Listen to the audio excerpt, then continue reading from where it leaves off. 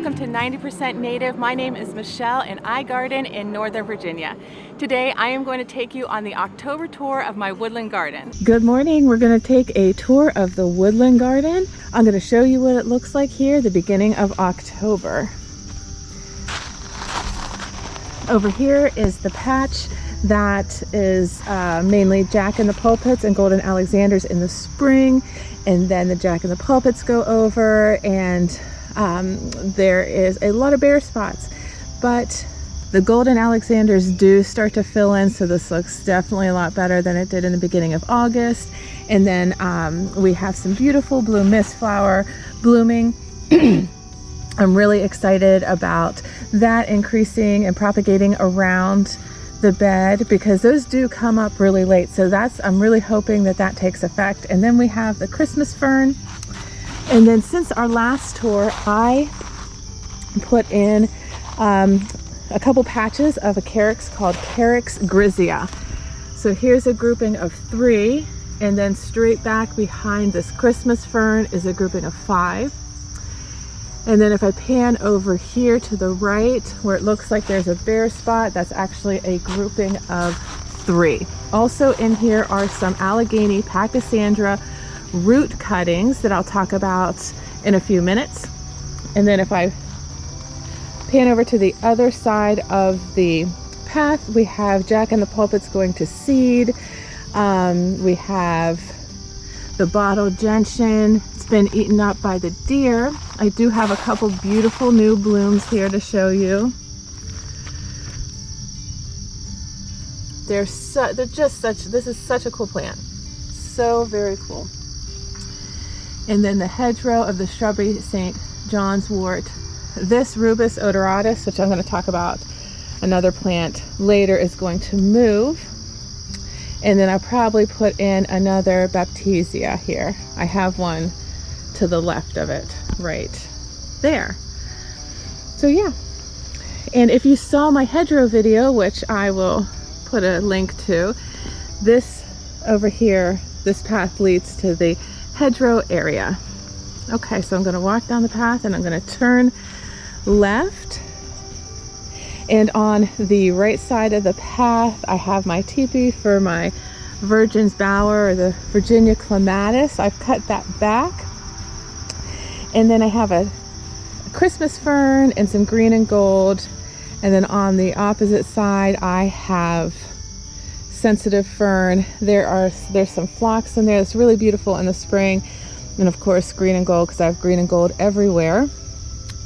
There's a red bud here in the middle of this bed, and then also we have, it's going to be another topic today, is the beautiful whitewood aster. This one is self-seeded here, and I just love that it self-seeds everywhere. Okay, so in this little patch I have some spiderwort that I grew from seed. I think this one is, I can't remember if this is Ohio or Virginia spiderwort. And then behind it is like the fall show in the woodland. It is a woodland goldenrod and whitewood aster everywhere. And the pollinators, the tiny pollinators, are just loving this area. So I'm not sure if you can see all the little sparks of white, but those are all the different asters. So we have the whitewood aster, and then there is blue wood aster, I think, and then a native aster, which I've seen called like calico aster and some other names, but the Seek application can't identify it because it looks so similar to others. And here's my beloved red bud tree. It's getting so big. I think I'm going to prune off this side shoot here this winter right here, so it has more of a solid, like one single stem.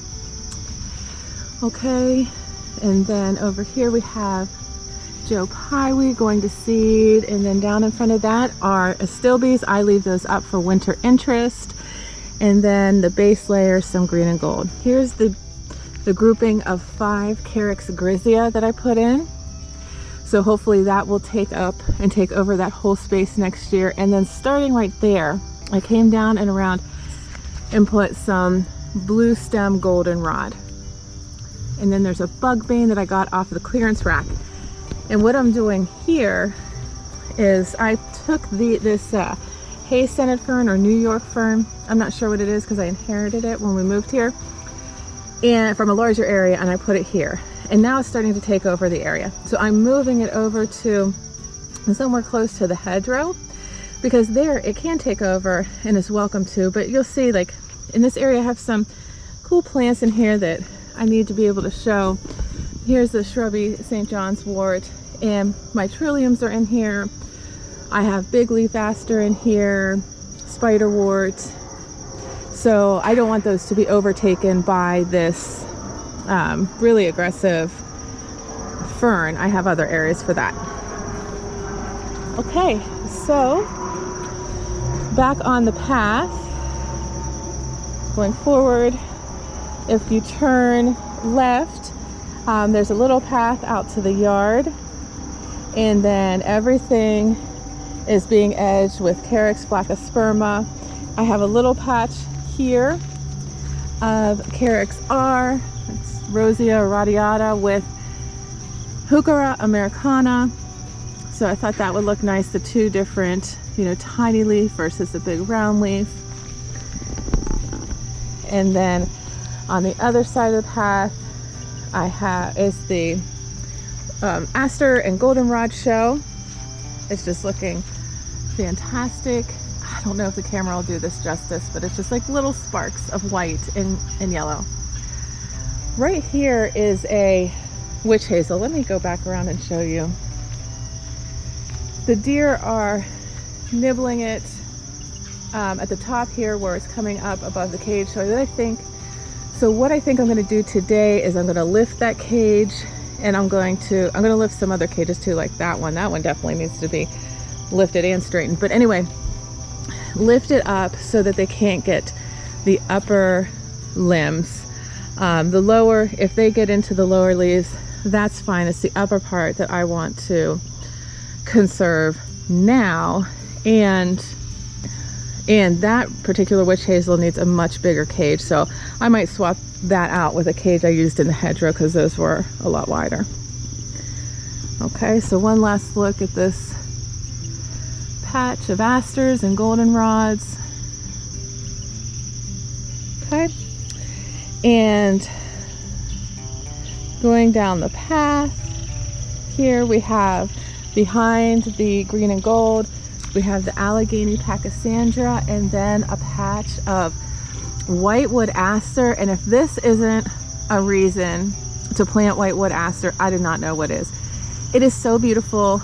I want it everywhere. It self-seeds everywhere. Its nickname is Snow and Summer, and you can totally see that. So I just want it to go everywhere. But the funny thing about this plant is that it self-seeds everywhere. And I have bought seeds 3 years in a row, and I can't get this stuff to germinate. I don't know what in the world I'm doing wrong when I try to get it to germinate, but something isn't working. So this is a plant that I would buy versus grow from seed myself, just based on my experience. And so that would be whitewood aster. And then others that I've had problems with are golden ragwort, which I have tons of and self-seeds everywhere, but I can't germinate it. And then Carex pennsylvanica. So anyway, on the other side of the path, I have some hellebore patch and Christmas fern, some more astilbes, and some random heucheras that I bought years ago. Walking down the path on this side here, we have hellebore patch and some barren strawberry. And then if I pan over to the left, this is a patch that I've talked about a lot in my videos, and this is, until the middle of July, all Jack in the Pulpit. If you can believe it, it is all Jack in the Pulpit.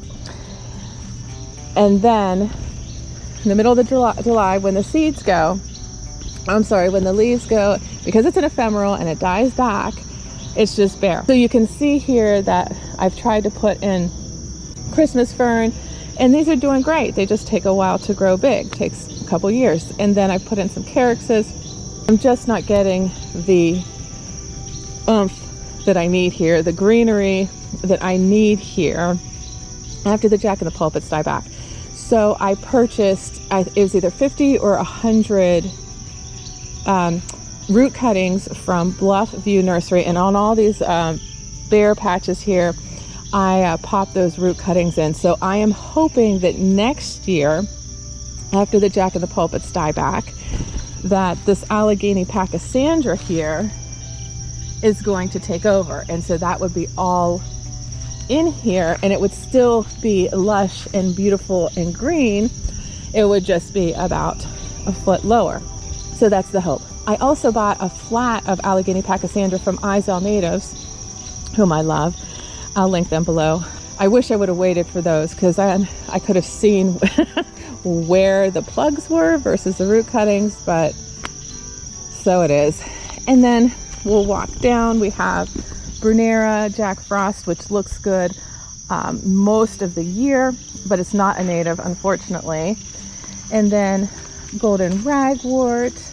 Golden Ragwort is a workhorse to squeeze out weeds and invasives, non-native invasives and things like that. So highly recommend the Golden Ragwort. Of course, it's another one that self-seeds everywhere, but for some reason I can't seem to get it to germinate. But anyway, this patch is Tiarella and Lady Fern and Heuchera. The Tiarella just doesn't seem to love it here. I put a bunch of Allegheny Pachysandra root cuttings in here, see what they do. On the other side, the path, there's a little cutout area that's a red chokeberry, and then there's lots of Golden Ragwort below. Then if you come down here, turn around, we have some more Whitewood Aster. And then in the spring, this is planted with Virginia Bluebell, something that I want to plant everywhere. And we have a calyx in here. There's some brambles. I'm not sure if they're going to stay. They might be a little too close to my path. Here's another redbud with a cage that needs to be lifted, because you can see the deer just eat up on those branches. The bed to my left here has pretty much gone over. This is Lady Fern, Heuchera. Let's see, Lady Fern, Heuchera, Carex Flaccosperma. So I'm thinking I might put the Allegheny Pachysandra plugs in here, because it's hard to see because of the shade. But this is another area that looks so bare once it starts going over.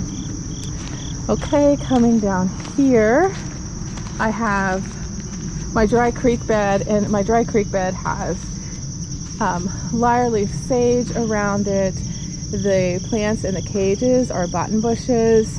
I have Carex pennsylvanica, some great blue lobelias, cardinal flowers. And then in this bed here, I'm hoping that when I put in the dry creek bed that it fixed the drainage problems, so that all the Tiarella that would get washed out here will fill in again. That's my hope. Okay, here's a path that goes back up to the yard. Next to that path is my bird sanctuary that has to be completely caged from the deer. And in the bird sanctuary, I have Golden Ragwort down here. There's a 9-bark. And then we have patches of jewelweed, which I'll definitely have to keep in check. And then next to that are my elderberries, which I had elderberries for the first time this year, and the birds were able to eat them, which is the point. So I'm so excited about that. And interplanted with the elderberries and the 9-bark are ostrich ferns, which I'm not sure you can see in there. And then if I back up here, going backwards down the path, I have the bird sanctuary lined with Carex Flaccosperma, and then there's a layer of cinnamon fern. Behind the cinnamon fern, I have mountain mint, clustered mountain mint, which I planted as a scent barrier for the deer, to keep the deer off. Then over here I have some Viburnum dentatum. I'm hoping for berries next year for the birds. I've been cutting them back every year to improve what they look like because they were off the clearance rack. And so hopefully next year we'll get some blooms and berries on those guys for the birds. And then I'll take you around. Oh, I have to show you this. Okay, so right here in the middle, this guy right here, this is a Rubus odoratus, which I had up front too, or at the start of the tour. And this is Rubus odoratus, or purple flowering raspberry. It has purple flowers, and then the raspberries they're not like supposed to be that tasty. I haven't ever tasted one, but anyway, planted it here so that the birds can get those berries. And then we'll take you over to my high bush blueberries, my 3 high bush blueberries that haven't been eaten up by the deer this year, which I'm super excited about. And so I'm actually going to get to see their beautiful fall color this year, so I'm thrilled about that. And then coming around next to the high bush blueberries, I have the woodland sunflowers that you've seen before, but they've now gone over. I believe it's the heartleaf aster or the blue wood aster. Okay, I'll take a step back here, and then I did a video here where I interplanted this hellebore patch with more Carex Rs, so Rosia radiata, and looking forward to next year and seeing those Carexes really grow together and get much larger and provide that texture contrast with the tiny leaves against the huge leaves of the hellebores, which are not native. Behind the hellebore patch, I have royal fern, and I have, I don't know, maybe 7 of them. These guys grow really slow. I didn't know that. But anyways, I had these guys for maybe 3 years, and they're still pretty small, but they'll get like 3 or 4 feet, I think, or maybe even larger than that. So that'll be nice when this all fills in together. Looks like I probably will want to get a ground cover down there, so I'll have to think about what to put there. Maybe the shallow sedge would look super nice because it's so big, like 3 of them, maybe 1, 2, 3, and I mean they just get so large. It would be just such a great statement. And then in this cage right here is a button bush. I have a teepee with Dutchman's pipevine, I believe, and some Clematis virginiana. And I have a path back into the woodland next to the teepee. Next to the path, I have where my Pawpaw Patch starts. And there's my biggest pawpaw. And I'm hoping for fruit next year. I really am. I was sure this pawpaw was going to have buds on it so that I could self-pollinate. That didn't happen. Okay, so hopefully next year. But this patch, this Pawpaw Patch, has 3 pawpaws, and there are more pawpaws going back down into the woods. And then we have a mystery Carex, which I purchased from a native plant nursery. They told me it was Carex flaccosperma. It's not, and I knew it, and I bought it anyway. But anyway, who knows what it is. Lady fern. I have lady fern in there and woodland sunflower. And these woodland sunflowers still have a couple blooms on them because the deer pruned them back. Still got a couple blooms there. You know, deer pruning isn't all that bad, but I have had to spray it a lot too. So to the left of the Pawpaw Patch is where I was putting in that new garden bed. And as you can see, I've gotten, starting up there, coming down, done all this done. And then I put more cardboard down yesterday thanks to my neighbors, and probably will get some mulch on there today. And then I'll still need to collect more cardboard, not mulch, I apologize, wood chips. And then I'll still need to collect more cardboard and to do here back to where the woodland, the woods actually start. Then what I want to do is bring this trampoline, which my daughter still does use, bring it up some to maybe here and make it look more intentional. Not that it's a piece of artwork or anything, but you know, that it looks like it's supposed to be there, and get it leveled off. And so then that area will be done, but definitely a work in progress. So yeah, so let me take you back to where I want to do a future project, and that's through my woods. I want to do a bunch of paths through my woods with deep shade loving natives. You know, I just really want it to be like a botanical garden. So here was the path.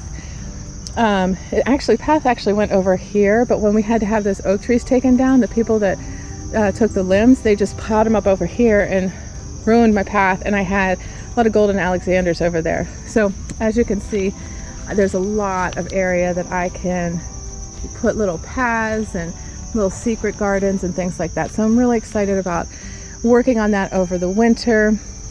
Right there, that's one of my little wildlife teepees. I had my trail cam in there for a while, but no one came to visit, so who knows? At least the insects will like it. Okay, so now I want to show you what the woodland garden looks like from the yard. I'll come around here, and I'm gonna start here because this bed is a work in progress. So here's the woodland garden, the bird sanctuary, the dry creek beds. I'll probably be enhancing this a little bit more over the winter. And then we come into Caesar's garden. This is where the Allegheny Pachysandra is going to go. And then up here and back where we started. So that covers it for the tour today. If you all have stuck with me this long, thank you so much. Well, that's it for today. Thank you so much for joining me on the Woodland Garden Tour. If this content appeals to you, please consider subscribing, or I'd love it if you shared with your garden friends. Thank you so much, and we will see you again next time.